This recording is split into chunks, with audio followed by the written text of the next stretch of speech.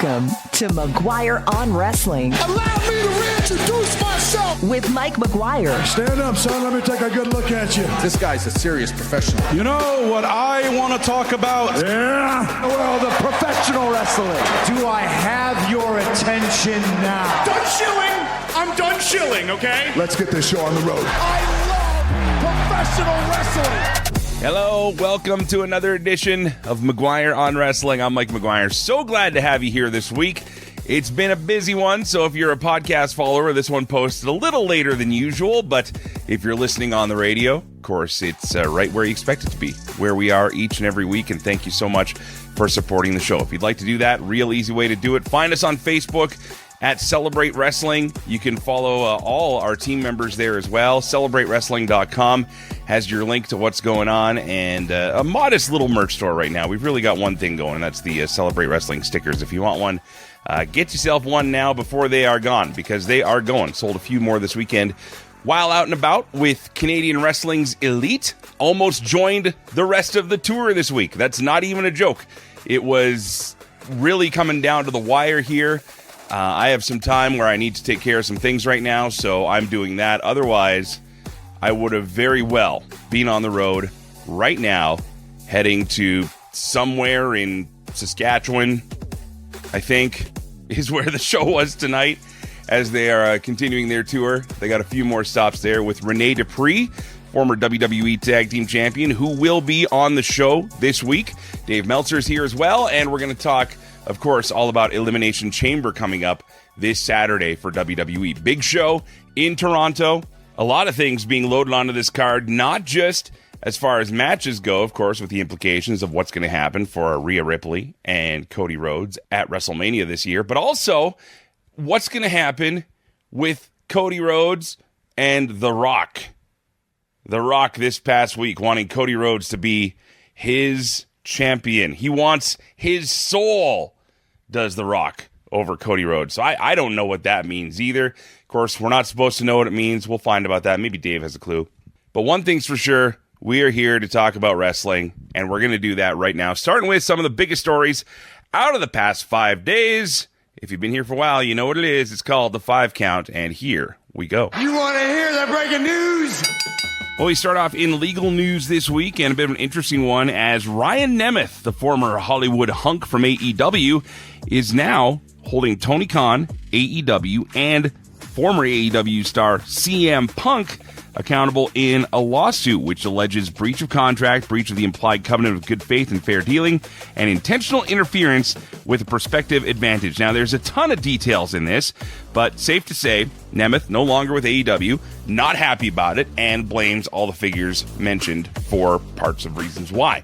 There's no response known of the other sides in the lawsuit just yet. However, Ryan is currently working with his brother Nick Nemeth in TNA Wrestling. Michael Cole has let it slip that he signed a new 8-year deal with WWE that will keep him with the company for a total of 36 years and carry him, quote, through to retirement. He made these comments while appearing on Logan Paul's Impulsive podcast. I just signed a brand new contract with the company, so I'm going to be here for a number of years. Wow, cool. Ballin'. Yeah, and I mean, but the company really made me feel, really for the first time that I was really important to this place. Michael Cole rose to prominence in 2008 when he took over at Monday Night Raw from Jim Ross. Now, former stars Sonya Deville and Isla Dawn are among those speaking out, getting ready for the next chapter of their career, whatever it may be. Sonya Deville has been making some statements on social media, and Isla Dawn even performed a bit of an in-character promo, laying an obituary on her past gimmicks from WWE. The White Witch is gone. The unholy enchantress, buried in the grave. 2-time tag team champion. Ashes in an urn. But don't grieve for me. Isla Dawn's not dead yet. Of course, they were a part of the latest round of WWE releases that came out about 2 weeks ago.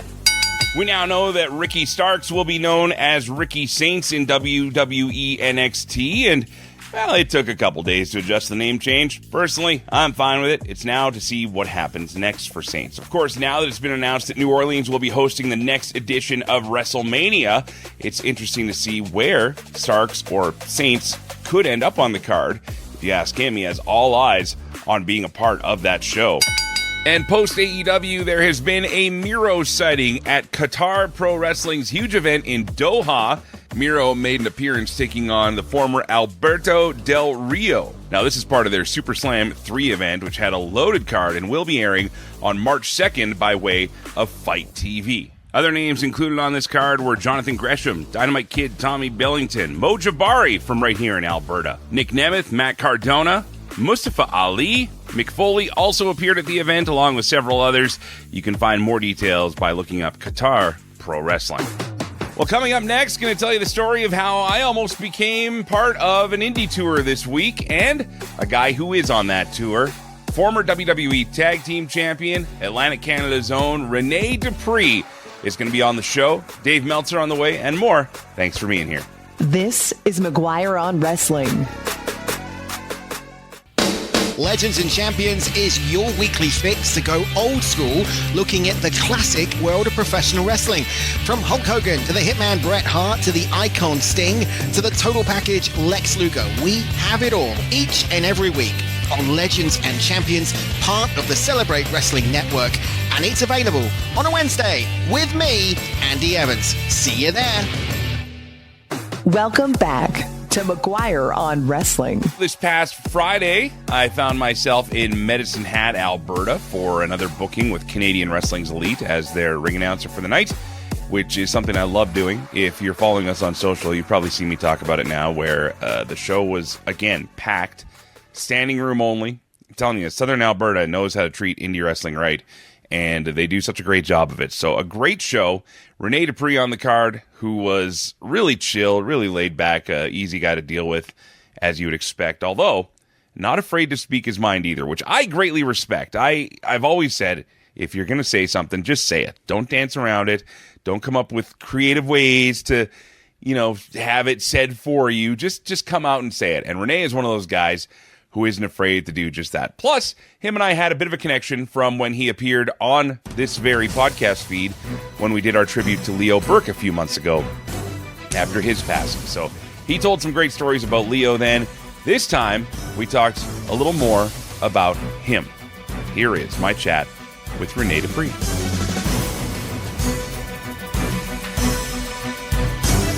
Well, last time we spoke, I don't even remember. You were flying across country somewhere. I don't even remember, but I was in Pennsylvania, I think. Yes. Yeah. That's exactly where you were. You're getting ready to do a show that night, and we were talking all about a friend of yours and your family, of course, for decades, and Leo Burke, but Rene Dupree. Pleasure to actually say hi to you face-to-face. Nice to meet you in person, man. Yeah, man. No, I really appreciate you helping out. I mean, between you and Bret Hart and Mark Henry and all these guys that really told these stories about Leo, I think introduced him to a large portion of the world that didn't know a lot about him and the Cormiers. So it was very, very cool. We're doing a thing on Sweet Daddy Siki soon, too, and you gave me one of those great catch lines of his. Every woman's pet and every man's regret. Yeah, he was a legend, definitely. Yeah. If I'm not mistaken, I think he might have been the first African-American wrestler to bleach his hair. If I'm not mistaken. That, you know what, I think that holds out because Greg Oliver and Dave Meltzer both said the same thing. So if it's funny because I was living in Houston, and so was Shelton Benjamin, and he was giving me a ride to the airport. And Shelton was kind of like in between gimmicks, and I was like, Shelton, there used to be this wrestler that wrestled with my dad named Sweet Daddy Siki, and he had sequence robes, shades, and bleached blonde hair. And then Shelton looked at me with this look because he had been thinking about bleaching his hair blonde. But he didn't know anything about Sweet Daddy Siki. Right. Shelton didn't really know the history of wrestling. Yeah. You know what I mean? He's a great athlete and was a natural, but he didn't know the history. So when I told him that, I don't know if he researched it. He bleached his hair. He ended up bleaching his hair, but he never went full throttle. Yeah. With the robes and like a sweet, Which he could have, because that was when he did the gold standard thing, and that would go with it. Yeah. If you had dressed up in, I don't know, was he wearing gold exactly. Yeah, he had gold gear. Okay. Yeah. What about like a gold shirt, a gold sequence pants? I think he had. I don't think the pants. I think he just kept with his trunks. But he was. I remember a vest or something. I have to go back and look at it. You can tweet or send us photos at Celebrate Wrestling. But, right. But I remember telling him that because Sweet Daddy Siki was such a legend, right? And it kind of took him off guard that I was thinking about that, and he was thinking about the same thing at the same time. Yeah. So for those that don't keep full tabs on what Rene Dupree's been up to, you're still one of the busiest wrestlers out there. You're working everywhere. You've got your Cafe de Rene still going strong. Yeah. I mean, you're a busy cat. Yeah, especially after being removed from television for going on 19 years. I'm blessed to be able to still do what I do, make a living at it, right? So, no complaints. How old are you now? 41. It pains me that I get to say this, but tell me more about your life, young man. Because for those that don't know, you were the youngest WWE title holder to come in. I think I was the youngest ever signed, too. Yeah, youngest ever signed, and then this Nicholas kid came along and ruined everything. People will come up to you. I heard it tonight when you were at your signing table. Mine was right next to yours. Not my signing table. I just had some gimmicks to sell. But people, some are familiar with you, some aren't, because some came in either before or after the Ruthless Aggression era. True. But that really was your era, and you were in that thing. I mean, I remember, like, you were one of the guys, like, you know, you go down to, they talked about the SmackDown 6 and all this other stuff, but especially in a lot of the merchandising, a lot of the marketing, a lot of the TV, especially when you broke solo, Rene Dupree was one of those guys. Yeah. And so when you're out here with people that do know the history, and you're on the road with these CWE shows, I mean, you're wrestling probably half the roster on this thing through different matches. Tonight you had Kamikaze, hometown boy out of Medicine Hat, Alberta. How'd that go for you, first of all? It was good. It was good. It's good to... A lot of Canada has so much talent. It's a shame that they don't get a chance to travel the world more. And but I mean, with CWE, like if it wasn't for CWE and other promotions like that, they may be wrestling once a month if they're lucky, right? Mm-hmm. So it's great. It's like you're seeing a resurgence of the territory system almost, you know. And who knows? The sky could be the limit. What could possibly happen in the future? I mean, look at tonight's crowd. It was amazing. Yeah. You know, it's a packed house. About 400 and change here. I mean, if you could have that every month and you're doing 12, 15 shows, which these guys are in front of these crowds, and keep them coming in, and word of mouth. And again, this is another market that's just around 100,000 people. Like I was talking about this on the show a couple weeks ago with the Lethbridge promotion, the Pure Power Wrestling, which is very much, this is old school vibe because it's a lot of homegrown talent that just guys from the area basically. They bring in a couple guys. They don't do a lot of fly-ins. It's not a lot of that stuff, but it's like guys that own a restaurant and guys that work at a shop and everything else. But for that one night a month, they are the wrestler. They are the character, right? And again, they're drawing like 300-400 a night. Like you're going to go to Edmonton tomorrow night, and you might get close to the same numbers here, but it's going to be crazy. I mean, I went to Winnipeg and I brought a suitcase full of sweatshirts, and they were gone in one night. Yeah. So when you're an independent contractor and you know this is your living, it's great. Yeah, it really is. You know, I like being my own boss. I don't like being told what to do by anybody. I got that vibe. I think a lot of people can relate to that. Yeah, no, and that's the one thing I've dug since I got to know you from doing that Leo thing too. You're not afraid to be yourself. And when you see these young wrestlers that are coming up and they're trying to do the right thing, try and be right by you, I mean, what's the biggest thing, maybe a common thread you say to wrestlers you're working with that you've never worked with before? Well, just respect one another and understand that a large percentage of this business is backstage. You know, nobody wants to be around malcontents and irritable a-holes, right? Yeah. As far as the boys backstage, you know, it's like any other job. You don't want to go to work and be around malcontents because you are the company that you keep, right? Yeah. So, like today, there was an issue with the ring truck. I was Mr. Positivity. I was like, listen, let go and let God. Everything's going to be fine. We're going to make it on time. And look what happened. Everything was fine. We made it on time. Show ran perfect. You know, other people, maybe me, 10 years ago, I might have been pulling my hair out and yelling and screaming. But, you know, when you get older, you grow up and you learn things, right? Right? Yeah, absolutely. Dude, again, young man, I can say yes. Okay, there you go. It pains me to be able to say that to you, but... the last thing I want to talk to you about now, and we will be in touch again. You got my number, I got yours. Yes. But today you were in Southern Alberta. Yep. We were talking about it before you went out. There's a poster that's getting some love on social media right now, and it features the Beast and Rene Dupree from an old Stampede Wrestling show. I got a guy that I just met through a wrestling Facebook group in Florida who's a huge Stampede Wrestling fan. Yeah. And they're talking about this. You got to be here in the heart of the territory. I mean, you're going to be through Saskatchewan again here coming up. I know you did a couple shows already there. Yeah. But you're literally chasing the same roads that I know my your dad did. My Yeah. dad did back in the 60s, right? So it's like the road of faith, you know. It's a lonely road, but it's a road of faith. And it's kind of weird because I lost him a year ago, September. This past September, it's been a year. So, you know, it's hard. It's hard, you know.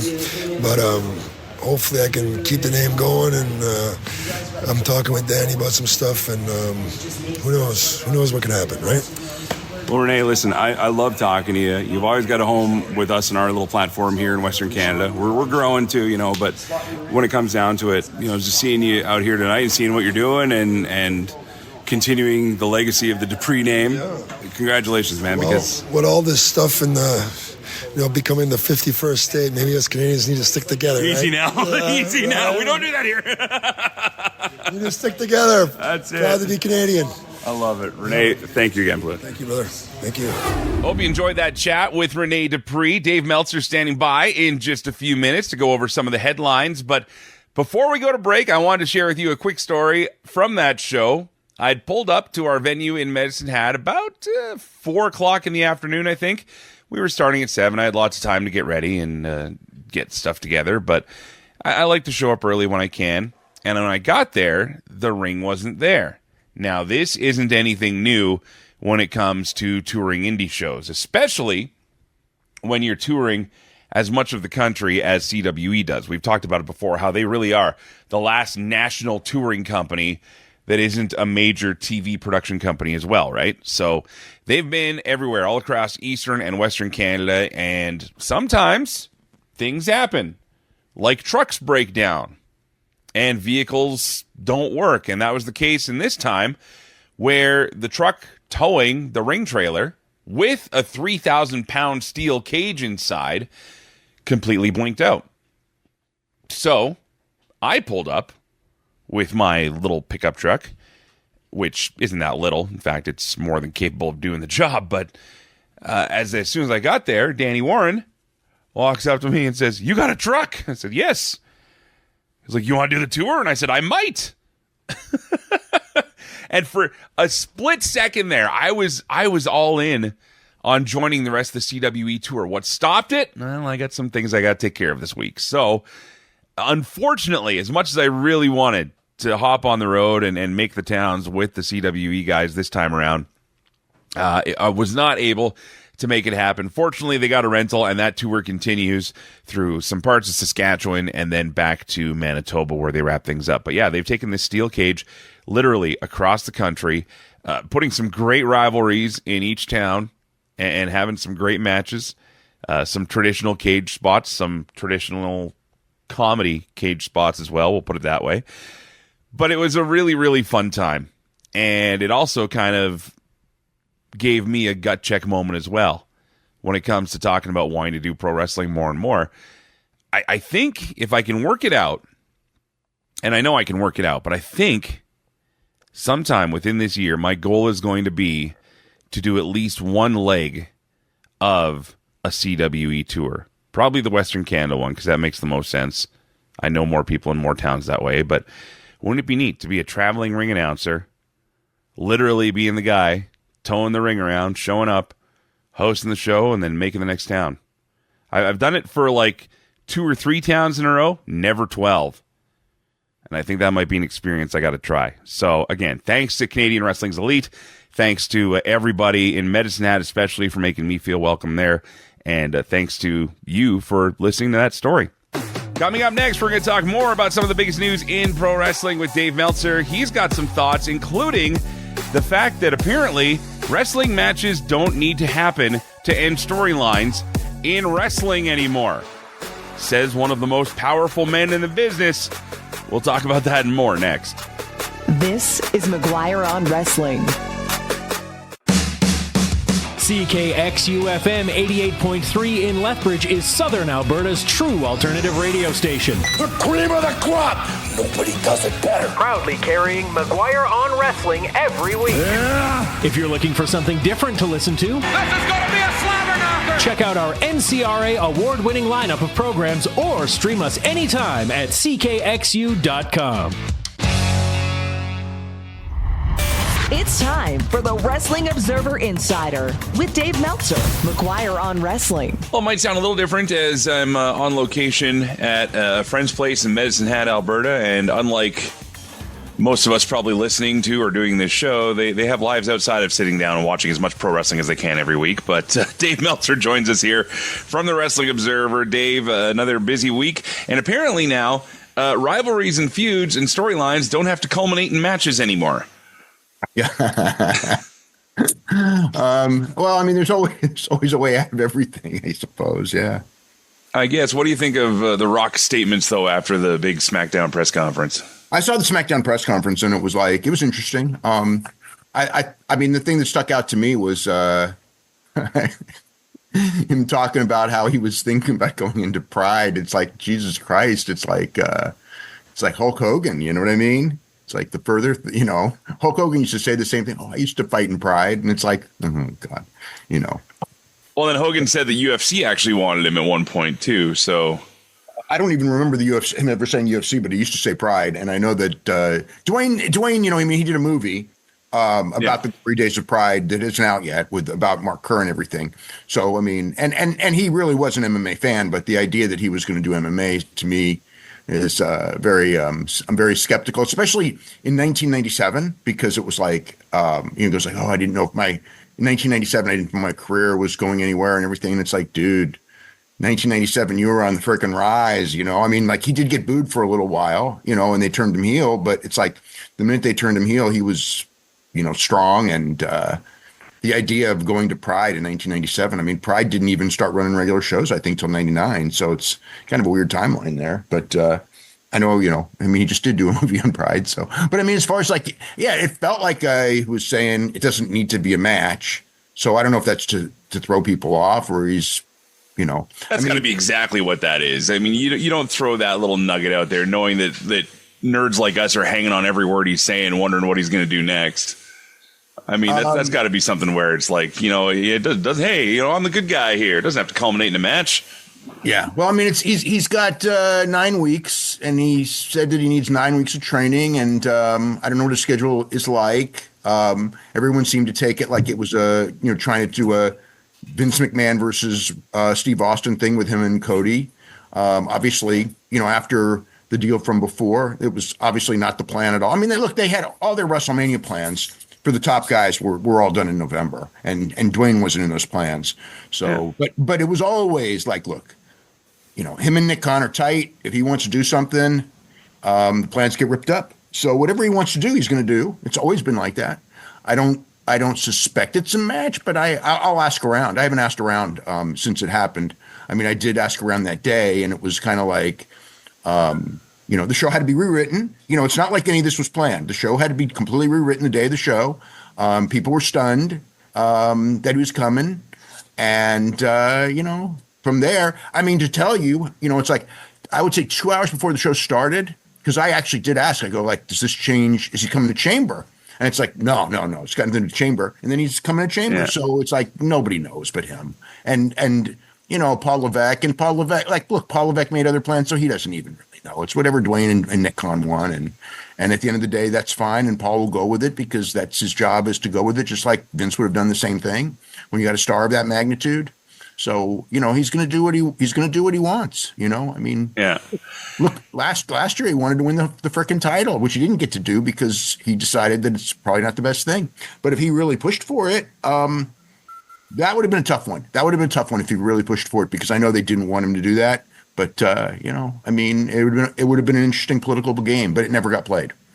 Well, and even now his People's Championship belt is gone. He's playing this weird tweener sort of thing, and it'll be interesting to see what happens. The Elimination Chamber edition seemed a little surprising to me because last I saw, according to WrestleTix, they're like 3,000 away from selling out what they have available right now. That number means nothing. You're always 1,500, 3,000 away because the way tickets are done. I guess because they're releasing. Yeah, what they do is they set up blocks, and as each block gets sold, they'll set up another block. So It's like, what the place holds, 50 or whatever. I mean, it's smaller than it used to be. It's actually, the capacity is down, but it's still well over 50. So they're 23,000 away minimum. So the 3,000 is that's the number of seats that they haven't sold in the current, the sections that they're opening up. I mean, look, their AEWs are in the Oakland Coliseum, and it's 15,000 seater, and they've sold 1,500 seats. But it, probably if you look it up, it looks like, we're only 1,000 shy of a sellout. So you never look at the seats remaining and think it's sellout. That's just the number that they have over that they've got on sale to sell on this day. Yeah. It's not going to be WrestleMania 18 all over again. I mean, physically it can't be, but it's also just it's not going to be a 60,000 person event, but it'll still look good. Anytime a pro wrestling show does more than 15,000 people, it's a success. I mean, historically, and really 10. So, a stadium show at 10 may not necessarily be a success, but. I mean, I saw plenty of stadium shows with 15 that were considered huge successes. So I'm not, it's successful. If it wasn't going to be a success, they'd have moved it indoors. They did that a couple of years ago for the Vegas show. They did that, when the Randy Orton show in St. Louis, when, they moved it to the small building. If it ain't going to be a success, they move it down. So it's already a success because they haven't moved it down. All right, well, that's the main story to come out of this week, obviously, as far as storylines, I think, go on WWE SmackDown particularly. Of course, Raw's chugging along. Netflix seems happy. Everybody, of course, is reporting nothing but happy things here. Let's jump over to AEW. No? I don't know about that. I don't see how anyone – I don't see how anyone be happy with the declines. How could they be happy with the declines? I mean, the first week was a home run, but no one's really said anything since week one. And it's down way more. It's down 60%. It's more than I expected. But is it just because of a lack of dedicated same day viewers, or is it something? No, that's measuring a full week. It's not measuring same day. I don't. It's still 80%. Live, but I mean, as far as the full week is down 60%. It's not like the day is down 60%. Okay, fair enough. Maybe we discuss that in a couple months here to see where the trends actually end up here, especially after WrestleMania here. As far as the WrestleMania build goes, do you think they're going to do things differently with Netflix? Because a lot of people are commenting this is WrestleMania season and we don't know anything about anything until Chamber happens. Well, Chamber is this coming Saturday, so yep. The build seems shorter than ever. No, because we got the Mania's not till mid-April.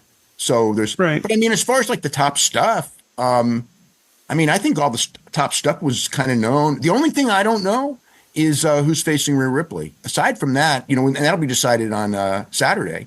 Aside from that, the whole top of the card has been pretty obvious since the day after the Rumble, or the night of the Rumble, really. I mean, I kind of got a mock card given to me the night of the Rumble, and it was nothing that you wouldn't know, but I didn't get a women's title match. So I don't know with that, I don't know who Rhea's wrestling, but I know all the other top people, I kind of know where they're standing. Okay. Of course, it could change. If Dwayne wants to wrestle, then everything's different, but I don't know that he's wrestling. Well, now I've seen bandied about a rumor of a Cody Rhodes, John Cena, Dwayne Johnson match. That's not happening, is it? If Dwayne wants to do it, it's happening. If not, it's Cody Rhodes and John Cena. That's all up to Dwayne at that point. Yeah. So John Cena, you think, is your definitive pick for the Chamber this weekend? All I can say is that in November, John Cena and Cody Rhodes was scheduled as the main event. I had presumed from the very beginning that he was winning the Chamber and not winning the Rumble.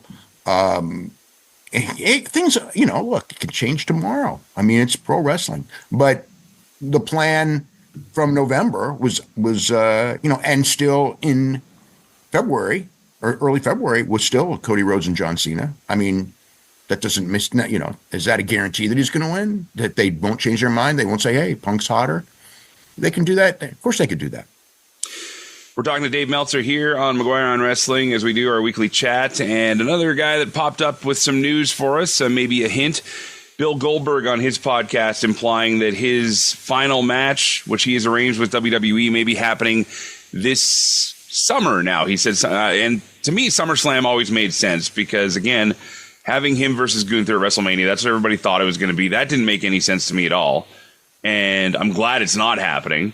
But now it looks like perhaps SummerSlam might be the date. Have you heard any development on that? Makes sense. I haven't asked about a date. SummerSlam makes sense because, Mania didn't, because if Gunther had to lose, once Gunther didn't lose the title, I didn't think that it could be Goldberg because I didn't think how do you do the Goldberg farewell against Gunther? He wins and then he vacates the title. That makes no sense. He loses his farewell. I wouldn't do it that way. So to me, it didn't make any sense at all to do it at Mania if Gunther was the champion. Like I certainly thought that there was a chance Gunther would lose the title and then they could go to that match. But people there was kind of like Mania doesn't need it. It's probably better for SummerSlam. So, but I was never told it was SummerSlam. No. Is Gunther still the guy, you think, or is Braun Breaker a possible contender here? Because Braun Breaker is basically doing a lot of Goldberg stuff jacked up. Look, they can always pivot. Gunther was the guy, but that doesn't mean that they can't. Those angles were shot a long time ago. That doesn't mean they can't change those angles. It could be anyone they want. If they got a hot heel that they think would make sense, who could build it up really well. I don't know that Braun Breaker's the guy, and the reason I say is I'm not sure that him losing to Goldberg's a good idea. And I think that if it's not Gunther, you want someone who's like a really good promo guy to carry the thing and make it big. Because if the guy is not like a really top-notch promo guy, because that's the whole thing. The match isn't going to be much, but you want all the heat because of the promo guy. Gunther can do it. They've shot those angles. If they're going to switch, got to be a heel who can really talk. I'll throw one last name out on this Goldberg thing here, just because for some reason it makes sense in my head just the way they use this guy. But what about Logan Paul? Yeah. But the question there is, and he's a good promo guy. The thing with that is it's got to be short. And do they want to have Logan Paul just get beat in 2 minutes? And if they don't care about Logan Paul getting beat in 2 minutes, Logan Paul would be a great pick. Yeah. For a lot of reasons, because I think that would be people would pay to see Logan Paul get speared and jackhammered. But I don't know that they want to put Logan Paul in that position. I don't know Logan Paul would want to be in that position, and he has input, but maybe he would. But yeah, as a guy, I think it's a great pick. Yeah. It'd be a lot of time to get him in a position to be able to probably, I don't want to say carry the match, but he'd definitely have to do a lot more of the work. You're not going to go 3 minutes, so I don't think that's anything to worry about. Like if you're going to do a 15-minute match, Logan Paul is absolutely not the guy. He's not experienced enough, and nobody should be. Bill's what is he? Bill's going to be 50. Bill was born late 66, so Bill's 58. Bill can't be. Bill shouldn't be in there for more than 5 minutes anyway, and 2 minutes is probably better. So, I don't think that that's an issue. If you're looking for a long match, even though Gunther's fantastic, I just don't see a long match. I don't think that makes sense. We're talking to Dave Meltzer on McGuire on Wrestling here from the Wrestling Observer and WrestlingObserver.com. Coming up next, we're going to talk about AEW. This is McGuire on Wrestling. The alternate commentary table, ACT, brought to you by the Celebrate Wrestling podcast feed. Listen, it's Mitch, it's Dimitri. We got this little pod thing that we do every single week where we talk about the week in wrestling and the way in which we do it from the other side of the railing, right, Mitch? I like that. We're coming at it because we love it, we hate it. The alternate commentary table, ACT. Download it anywhere where you're getting your podcasts. Welcome back to McGuire on Wrestling. Back with Dave Meltzer from the Wrestling Observer. And Dave, of course, the Australia Grand Slam show is in the books. We talked about it with Josh Nason last week after everything went down. Ringgate. I brought up that it obviously looked like a smaller ring, but dear Lord, people could not let it go after that.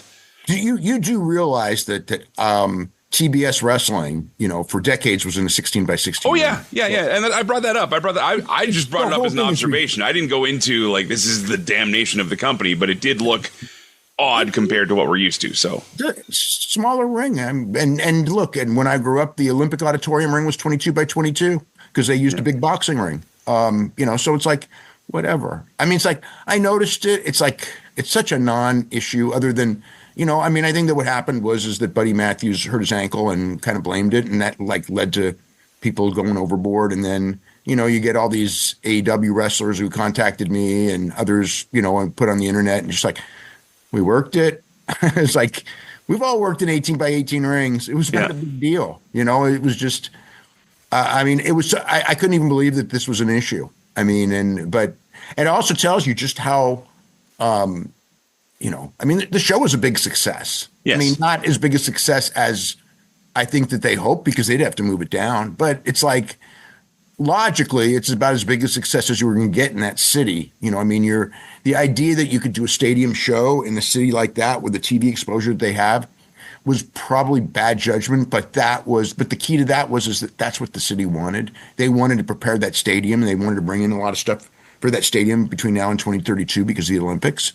And one of the things they wanted was a big pro wrestling show. And for whatever reason, AEW was probably a more cost-effective big pro wrestling show to them than WWE would be, so they went for it. But they didn't have, Brisbane's not a wrestling market known for giant crowds. It was the biggest crowd for a wrestling show there in 16 years. Mm-hmm. So it's like hardly a failure, and it's the biggest gate they've ever had by far in that city. So, and that city's had wrestling for 100 years or more, probably.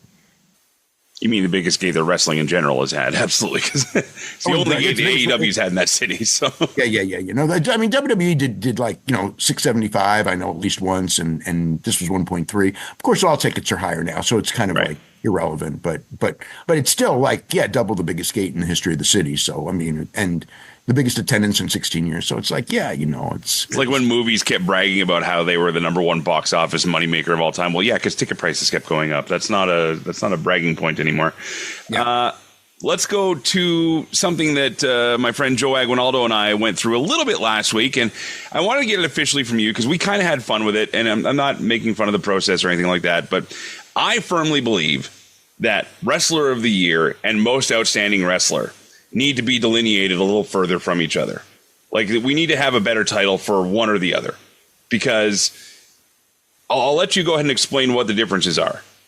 But I think we almost need to add the word like proficient or technical or sound or exciting into that Outstanding Wrestler of the Year. Do you know what I mean? Because Wrestler of the Year and Outstanding Wrestler of the Year sound very similar. Okay, most outstanding is the guy who is the best wrestler in the ring, who has the best matches. Wrestler of the Year is the most valuable. Part of being valuable is being, historically, the Wrestler of the Year is a guy who is generally a world champion who has great matches. If you're a world champion, you don't have great matches, you're not going to win. If you have great matches and not a world champion, it's pretty damn tough. Although Will Ospreay, but I think he held the IWGP title that year, 2023, when he won. But and again, you don't always have to be a world champion if you have great influence. But it's essentially one is MVP and one is the best wrestler. This was a tough year because you had, this was the Ted Williams versus Joe DiMaggio year. One guy had, the record number of great matches, whether it's me, whether it's cage match, whether it's anyone that's rating matches. Will Ospreay, Wrestler of the Year, Match of the Year stuff. The guy dominated, so he was the guy. But Cody set box office records in like 40 cities. It's ridiculous. And was the biggest draw of the year and had great matches. If Cody had really bad matches and did all that, he wouldn't have won. But he also had great matches. So Cody won by a good margin. It was a 2-horse race. Nobody else. Mystico and Zach, I think, might have been third and fourth. I don't remember exactly off the top of my head, but I believe they were. And, they were, Zach had a great year as far as won the G1, won the world title, fantastic wrestler. But New Japan didn't have a banner year, box office. Mystico, they had a banner year. He had great matches all the time. But I think that Cody and Will were more visible. So that's how they won. Mystico was a hell of a pick, though. He could have won it. In a lot of years, Mystico could have won it. In a lot of years, Zach could have won it. This was a really tough year. This is probably I would say the hardest year that I can remember in the sense of the guy who took second this year would have won most years. The guy who took third this year would have won most years. So it was, which is a sign it was a great year for wrestling. I'd asked you this before the list came out. I'm going to ask you again now that the list is out. Anything that was really, really shocking to you or surprising in the final votes? Not shocking. I mean, there's stuff I disagree with, but look, when you get that many people voting and it's a close call, you know what I mean? I wasn't expecting Sarita to win Women Wrestler of the Year, Women MVP. But I'm not saying she wasn't deserving of it. I just thought that because it was in Japan, she wouldn't get the votes that Rhea Ripley and Toni Storm would get, but she did. She got more votes than them, and she was my pick too. So but I say I'd slightly surprised. I mean, tag team, I knew it was coming down to Young Bucks and Frazier and Axiom. I didn't know which way it would go, and literally, I know people who were counting the ballots themselves who told me they didn't know which way it was going to go until the very end. So I'm curious about that one. We did talk about that because to me, Fraxium had a bigger build, were more present on their show than the Bucks did at all that year. So, I mean, is that part of it just kind of familiarity voting, you think?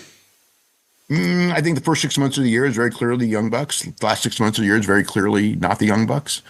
But the Young Bucks, you look at each team's top matches, the Young Bucks matches were the Young Bucks with Private Party, Ospreay and Fletcher, and Sting and Darby blew away any Frazier and Axiom match of the year. And I think people looked at that.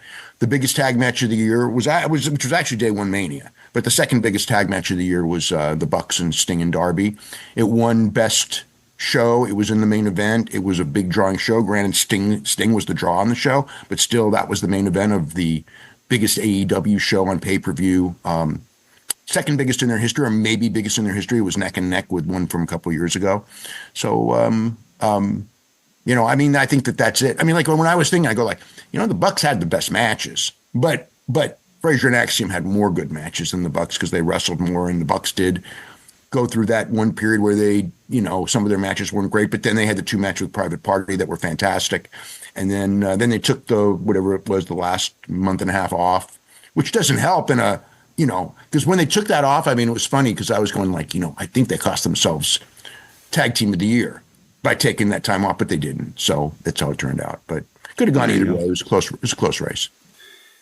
No WWE main roster tag teams on that list either. Not a uncommon thing, I guess. They didn't. Who would you put? I don't know. There's nobody. It's the same thing with New Japan. I mean, the number one pick would be Goto and Yoshihashi, and they sure didn't do enough to win. I mean, the top two are very clearly the top two.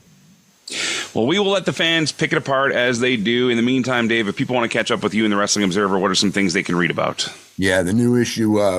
It's it's coverage of all the big shows of the week. The Australia show, we go in depth, a lot of the business on that. The NXT show, big story on Gran Hamada, who passed away last week. Phenomenal, just phenomenal stuff. I mean, it's his career, but it was just like a look back at that heyday of the UWA promotion in Mexico, which a lot of people don't know about. But, it was like Madison Square Garden, and maybe you could even argue bigger because Madison Square Garden was once a month, and they were once or twice a week in that building, and they were doing, Madison Square Garden crowds in the 70s, sometimes bigger gates than Madison Square Garden even for the biggest shows. I mean, it was amazing, and Hamada was, he wasn't the top guy there, but he was in the mix, and he had match after match after match with big shows and multiple world titles, and he was very influential in Japan as far as opening the door for small guys, as far as the creation of the style that we call lucharesu, which is basically lucha libre combined with New Japan strong style, which is almost like you could almost say is the what every style, whether it's WWE or AEW or any of them, essentially evolved into, really. So he was the forerunner of this in the 70s. So, I mean, his influence is major and fantastic wrestler. Not the most charismatic guy, not the most famous guy, but I mean, he was the guy that you had old legends and, you had a big main event and it's like, He was the tag team partner in those big main events all the time because he's the guy who could carry the load. And, I saw him many times live. I never got tired. That was the thing I always remember about him is he would do these long, high spots and fast-paced matches and never breathe heavy and phenomenal conditioning guy and great in ring, like a Mexican version of Ricky Steamboat, I would compare him to. He is Dave Meltzer from the Wrestling Observer and WrestlingObserver.com. Check out his stuff every week. And, of course, he joins us here on McGuire on Wrestling, part of the Celebrate Wrestling Podcast Network. Dave, as always, thank you so much. We'll talk again soon. Okay, have a great week. My thanks to Dave Meltzer. Coming up next, we're going to do a quick preview on the upcoming WWE Elimination Chamber PLE. What's in store and what could happen, plus other things going on here on the podcast feed. Thanks for being here. This is McGuire on Wrestling.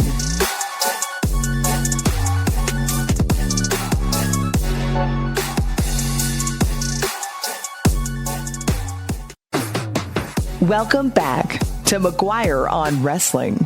Welcome back. Final segment of the show. WWE's Elimination Chamber PLE takes place this weekend from Toronto. A loaded card here, even though we think we know what's going to happen, at least as far as the men's match goes, especially with Dave Meltzer now saying that he's pretty confident it's going to be Cena.